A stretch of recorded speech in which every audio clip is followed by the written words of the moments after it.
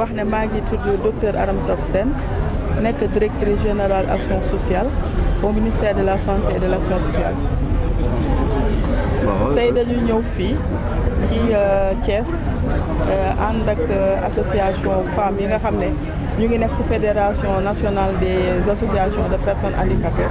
ñoom ñu nekk ci commission femmes bi nga xam ne lépp lu nga xam ne moo leen tax a jóg mooy saytu yelleef ak waleefu doomu jigéen ñi nga xam ne dañoo nekk ay way laagu ci biir association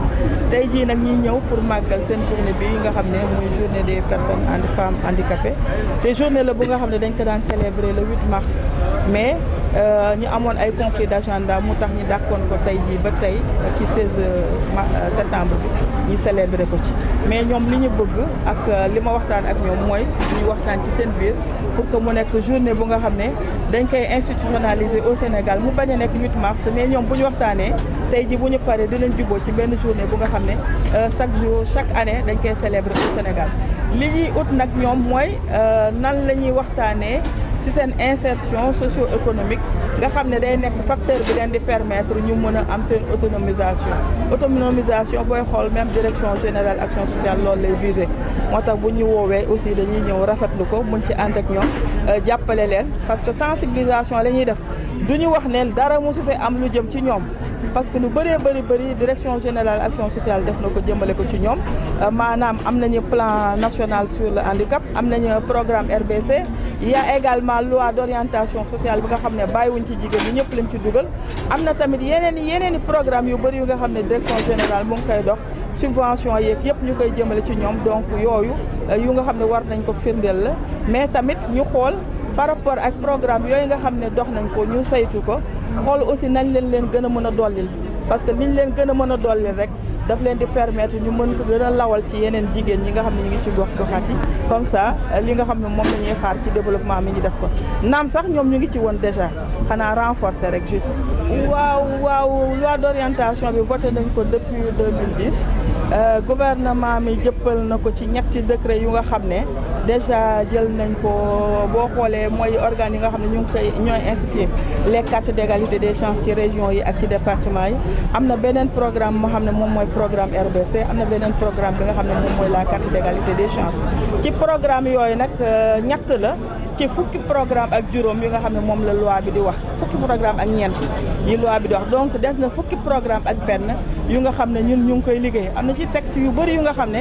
déjà pare na ba ñu jébbal ko chef de l'État am na yu nga xam ne tamit ñu ngi koy travailler parce que points focaux yi formé nañ leen ministère bu nga xam ne rek sa compétence dem na ci wàllu handicapé rek formé nañ foofu benn point focal bu nga xam ne moom mooy jëmmal mesure yooyu nga xam ne war nañ ci waxtaan léegi nag am na beneen texte bu nga xam ne xam naa Yatma Fall bi loolu soxal na ko bopp muy haut conseil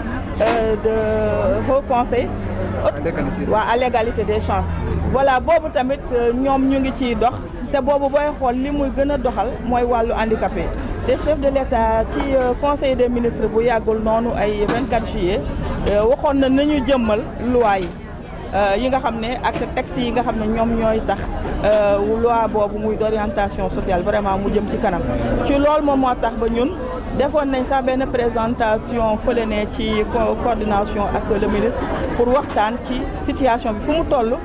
xayma lan lañ ci defagum xool également li ci des te loolu nag yaakaar naa ne il faudrait que ñu def benn atelier bu mag a mag un atelier national bu nga xam ne dinañu permettre ñu rencontrer tous les sectoriels yu nga xam ne dañu am en charge la question de la vulnérabilité ñu waxtaan ak ñoom ñu jëmmal ci nga xam ne ñoom ñoo nekk ci seen côté maanaam lépp lu nga xam ne opportunité la ñu mën ko dugal tamit ci carte d'égalité des chances bi tamit ñu jëmmal ko ak yeneen i opportunité yu nga xam ne tamit dina tax lépp lu nga xam ne problème mu handicapé la vraiment ñu daal di ko jëmale ci kanam daal di ko dox ba nga xam ne seen ak seen yelleef yëpp daal ci biir Sénégal dañ koy jot comme ni ñu ko war a jotee te loolu souhait bu cher la suñu ministre souhait bu cher la aussi ci président de la République moom moo tax ñun aussi ci suñuy service yi ñu ngi koy jéem a jëmmal xam naa ci fan yu néew dinañ woo nit ñi ñu toog ñu waxtaanee incha allah. xam nga man formation dafa nekk pour man benn levier bu important pour vraiment yegg ci développement parce que nit ki mënoo koo dimbale te formé woo ko boo bëggee mu jëm fi mu war a yegg il faudrait que nga formé moo tax depuis lors déjà ñun am nañu ay programme yu nga xam ne ay financement la donc ci biir programme yooyu dama ne balaa ñuy joxati kenn benn financement nañ la formé bu loolu weesoo aussi maa ngi waxtaan ak ki nga xam ne mooy sama naataango bi yore 3FPT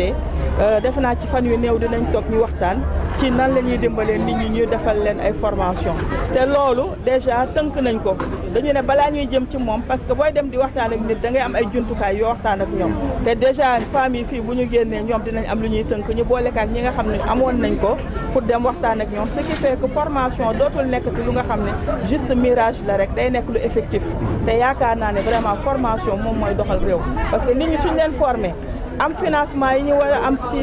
ci réew mi dinañ mën a jëmmal li nga xam ne moom mooy développement bi. bisu tey bii tey dafay màggal journée bi nga xam ne moom nañ jagleel femmes handicapées yi journée bi nag daf ñuy permettre ñun femmes handicapées yi ñu liggéey en synergie avec l'action sociale, la direction de l'action sociale ak les partenaires au développement pour ñu mën a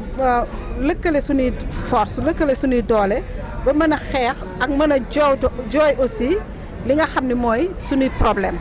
ndax bii mooy moment bi nga xam ne si nañ mën a waxanteeg suñuy autorité si nañ mën a waxante aussi tamit képp koo xam ne acteur de développement nga. waaw jafe-jafe yi bari na jafe-jafe yi tey am na ci mel ni accès au financement parce que tey mën nu wax autonomisation te waxuñu aussi tam accès au financement ndax tey bu ñu jigéen yi accéder au financement dina permettre ñu mën a demal seen bopp waxal seen bopp tey lu ci mel ni accès à la terre aussi tey bëgg nañ di bay ndax tey suñu membres yi mën nañ bay tey jii lu mel ni santé de la reproduction loolu nga xam ne mi ëmb ak wasin ak loolu yi ko wër yëpp tey jii itam bëgg nañ mu yomb ba nga xam ne tey jii femme bu ci toll rek dina yombal sa dund. financement yi bon ñi ngi ciy jot surtout ak DER bi ñi ngi ciy jot ak yeneen structures yi ministère de la femme ak yu demee noonu ak tey jii ñi nga xam ne mooy la DGAS ñi ngi ñuy jàppale aussi itam ci ay financement ndax journée tey jii ñoom ñoo ko financé ñoom tam ñu leen di remercier bu baax. waaw ñi ngi jot ci yooyu ñi ngi am na si ñu bëri ñoo ngi jot si carte égalité de chance yi ndax sur le président de la république son excellence moo ni woon képp koo xam ne détentrice nga carte égalité de chance war nga accéder ci bourse familiale yi ñi ngi ciy liggéey bu baax nag am nañ ci ay avancées important kon ñu ngi ciy sant yàlla bu baax di gën a ñaaxaat rek ndax tamit lu doyul ba tey ndax ñun tant que crié wuñu victoire mooy que lépp lu ñu wax rek mu nekk lu effectif ñëpp jot si mais tant que bu doon benn nit sax bu des dañuy wax ni suñuy objectif atteindre guñu ko. Voilà, merci beaucoup. C'est Dr Aram Top Sène, directrice générale de l'action sociale au ministère de la Santé et de l'Action sociale. En fait, c'est une journée nationale qui est célébrée par la Fédération nationale des personnes handicapées, notamment par la Commission des femmes de la Fédération des associations des personnes handicapées, dont le thème général, c'est l'insertion socio-professionnelle comme facteur d'autonomisation des femmes handicapées. C'est une journée qui était prévue pour le 8 mars, mais pour des conflits d'agenda, la journée a été reportée au 16 mars. C'est une journée qui permet aux femmes de sensibiliser sur la vulnérabilité, leur vulnérabilité, notamment sur la santé de la reproduction, mais également sur leur insertion socio-économique. C'est vrai qu'il y a beaucoup de femmes handicapées qui sont déjà dans les secteurs porteurs, mais cette journée permet à ces femmes de mieux sensibiliser, de consolider déjà les acquis qu'ils ont déjà eu sur le domaine du handicap et notamment au niveau de la direction générale, mais également de voir comment vulgariser et porter sur leur insertion au niveau du Sénégal, notamment avec tous les autres secteurs. Et de surcroît, nous avons la loi d'orientation sociale qui déjà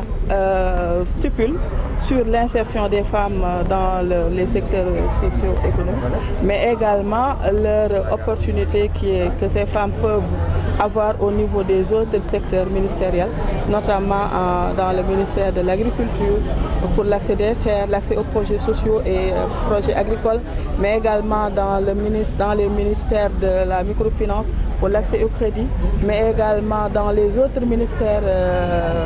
du Sénégal pour plus d'inclusion à l'égard de ces femmes qui constituent à peu près 88 femmes sur 100 sur les personnes handicapées. Donc il faudrait vraiment que ces femmes soient prises en compte parce que toutes les femmes au niveau du Sénégal représentent 52% et ces femmes aussi font partie de cette frange de la population qui souffre de leur handicap. Et par rapport à ces handicaps, par rapport à cette vulnérabilité, il y a beaucoup de mesures qui sont déjà prises en compte au niveau de la direction générale. Notamment, il y a le programme RBC pour la réhabilitation des personnes handicapées. Il y a également leur enrôlement aux bourses de sécurité sociale. Il y a également la couverture maladie universelle. Il y a également la gratuité des soins à travers la gratuité des césariennes à travers la couverture maladie universelle. C'est un ensemble de mesures qui a été déjà défini par le gouvernement, mais il s'agit aussi surtout pour ces femmes de consolider ces acquis, mais aussi de revendiquer d'autres qui peuvent vraiment leur permettre de se sentir insérés dans les économies sénégalaises. Voilà, en fait, nous, au niveau de la Direction générale de l'action sociale, ce ne sont pas juste des mesures spécifiquement réservées aux femmes handicapées, mais c'est d'une manière générale des mesures réservées aux personnes handicapées. Et on prend en compte la dimension genre dans ces différentes mesures. C'est pourquoi il y a un plan d'action national sur le handicapé qui prend aussi bien les femmes que les hommes. Donc dans toutes les interventions au niveau de la direction générale, nous faisons en sorte que les femmes soient prises en compte dans nos interventions. Voilà. En fait, les femmes sont déjà engagées dans le développement local. Peut-être que c'est juste, il faut renforcer. Actuellement, elles ont demandé des formations parce qu'il y a beaucoup de financements qui sont remis aux femmes sans vraiment de formation. Elles pensent maintenant à être formées. Donc ça veut dire qu'elles visent la professionnalisation. Et c'est vraiment le gage du succès du développement socio-économique dont tend le Sénégal.